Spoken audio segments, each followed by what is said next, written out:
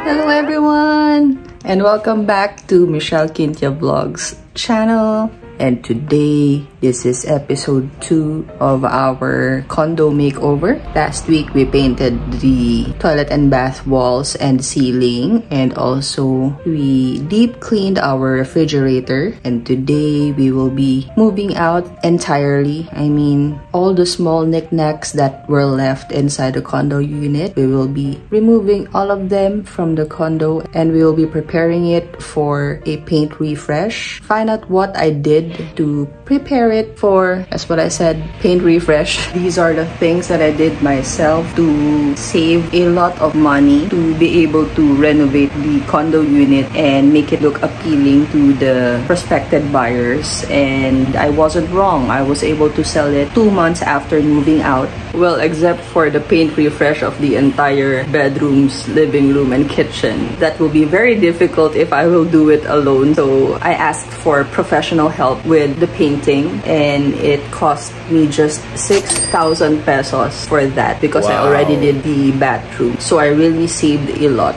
So, join your girl. I am all alone in doing all of it. Well, except for the final days, I was with my daughter. But we will be moving along until everything, all of the videos that I took is edited by yours truly. If you haven't seen our last episode, you may click here or on the description box. The condo was well maintained. It doesn't need a lot of paint to make it look better. Because as you know your girl, if you already know your girl, if you're an OG subscriber, you know that I love cleaning the house. Thankfully, I am that kind of girl. The condo unit was very much well maintained. And yeah, that's it. Thank you so much for subscribing. If you did, join me in this venture of doing a condo makeover. Everything nowadays is so expensive. So what better way to save up by doing a lot of things yourself instead of hiring people to do the job for you, right? And that's the reason why I took videos of everything that I did to be able to save up. And that way, I'll be able to share some tips to moms like me or to people who are looking to save a lot to be able to make your place look saleable to prospective buyers out there so that your property will be sold right away, right? Before proceeding to the video, I would love for you to like, share, and subscribe. Comment down below because it really supports my channel. But before that, here's the intro.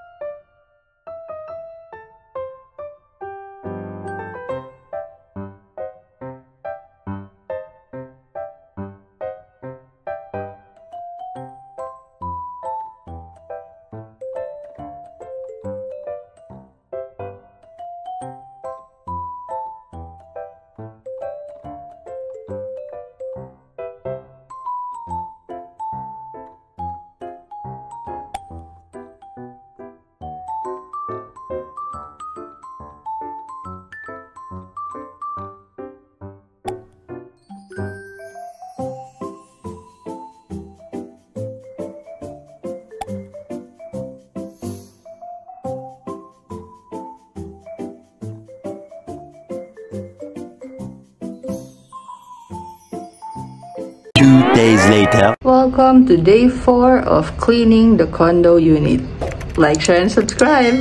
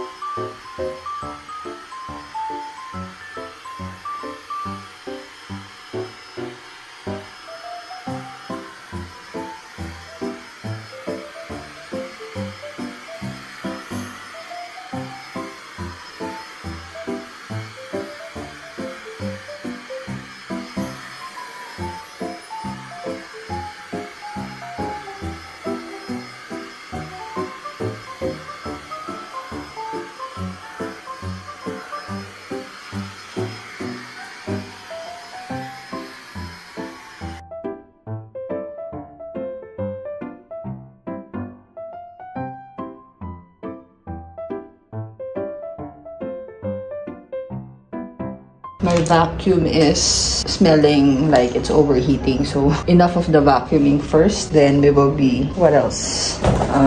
Sweeping the floors with the basic broom and dustpan. Shout out to Julian. Siya nagbigay nito. Actually, nagkamali lang ako eh. This is a fire extinguisher hook. Akala ko okay kay hubby. Eh, gitnang-gitna ng bahay yung fire extinguisher. So, sinabitan ko na lang ng artwork from Julian. Shout out to you.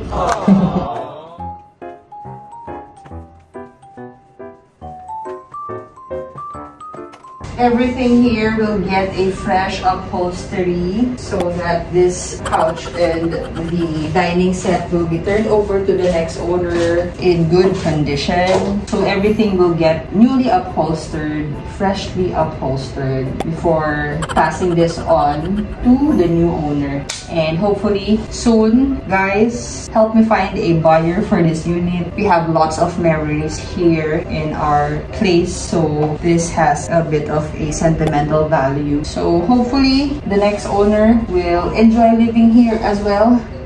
For us, we've lived here since 2013, so it's time to transition to the next chapter of our life. So please guys, help me out with this. I will link down below the contact details of the agent that you need to contact to be able to ask for details regarding everything that you need to know with the sale of this condo unit here in Pasig City. There you go. Tomorrow I will be wiping the surfaces and that mirror over there and the top of the cabinets and mop the floors. I'm tired. So it's another day that has ended for this cleaning up. Punas naman bukas, tapos mop. Sira yung gloves ko eh, kaya bukas ulit. See you tomorrow. The next morning. Everything is sleeky clean now. Charan! Ito mapupunta to sa mami ko. This cabinet can be split into 3. 1, 2, 3. So it's easier to bring this down. And these cabinets are sliding cabinets for the new owner of this condo unit. Yan, space saver. Sleeky clean. This whiteboard will be removed definitely, and this entire area will be repainted. That hole over there will be covered. This is the air conditioner that's going to stay here. Do you think this wallpaper should stay, or should we also repaint this wall instead? Pinaghirapan kong ikabit yan, no? Wow. The blinds will stay, the curtains will stay. Actually, interior design rule, dapat hindi ganyan eh. Pero because the sofa is over here, slumped against the wall, we need to cut the full-length curtain into 2. So, meron pang dalawa niyan na spare. So, repainting the walls, definitely. And the doors as well. This will be re-upholstered. That's it. Pinakamalinis dito yung kwarto ko talaga eh. Nightstand will remain. This one will be going to my mom. This one will stay or tapon na yan kasi sa totoo lang sira na yan eh. The shelves will stay. So yeah, that's it. The curtains will stay and this air conditioner will stay as well. The walls will get repainted and also the doors. I thoroughly cleaned this entire toilet and bath myself. I repainted this wall and ceiling myself. Ayan, super linis na ng CR. Tada! Ready na for paint refresh. I removed everything, including the curtains. And over here, nilinisan ko ng maigi. I removed the blinds. Nauntog pa ako. Bumagsak kasi sa ulo ko. Diba? Galing-galing. Everything is wiped down clean. Knowing me, I'm a clean freak. So, yan. Malinis na rin itong mga ref, ha? Tadan! Tadan! So, itong bedroom, tinanggal ko na rin yung curtains. So, ready na for paint refresh. Ito nga lang tatanggalin pa kasi yung mga screw. Wala akong screwdriver eh. Tanggalin ko yan bukas para yung work ng pintor tuloy-tuloy. And then, finally, dito sa bedroom, Yan, tinanggal ko na rin yung curtains and konting effort sa newspaper. And ito, tatanggalin ko din. Wala akong screwdriver. Ito, inuntog ako nito eh. Bad to eh. Itong wallpaper na to, itutuloy ko na to kasi sayang eh. Tatanggalin din yun eh sa likod.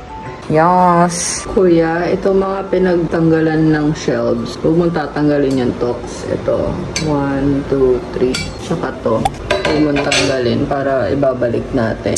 Or ibabalik ko pag napinturahan na. Pati itong mga to. Huwag tatanggalin yung sa tops dito. Pero ito mga to, tanggalin na to, syempre. Ano nga yan? Yan. Ito lang ang wag. Yung pinagkabitan ng bracket ng shelf. Bali, 6 yan. Ito din kuya, itong dalawa. Huwag niyong tanggalin. Huwag niyong takpan para madaling ibalik. Para yan dito eh. Ayan. Kabitan. Dito sa unang bedroom. Yung merong ganyang bintana. Dito.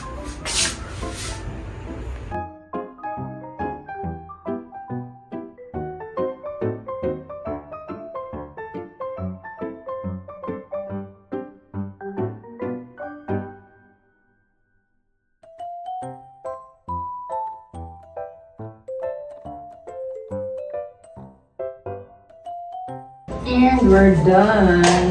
We're done with everything. We've covered everything with newspaper.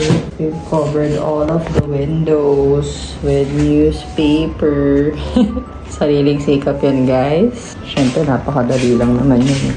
Pati dito sa kitchen. Taran! And then, dito sa master bedroom. Taran! Diyan sa atin nila. Taran! Ito yung mga screw. Tinanggal ko muna. Ready for repaint. And of course, bedroom number 2 is also done with newspapers. And this whiteboard, I removed it already from this wall. So, ready na. These are the shelves which came from over here. And did I mention fixing everything here, the bed included, and that's it. Great job, self. Tada! Tanggal na yung mga scratches ni Hanji. Wow! Yung mga mark na to. Yun ang hindi natin alam paano tanggalin. Yun ang yung mga mancha-mancha. Paano kaya tanggalin yan? Malinis na. Wala na yung mga himol-mol. 3 days later.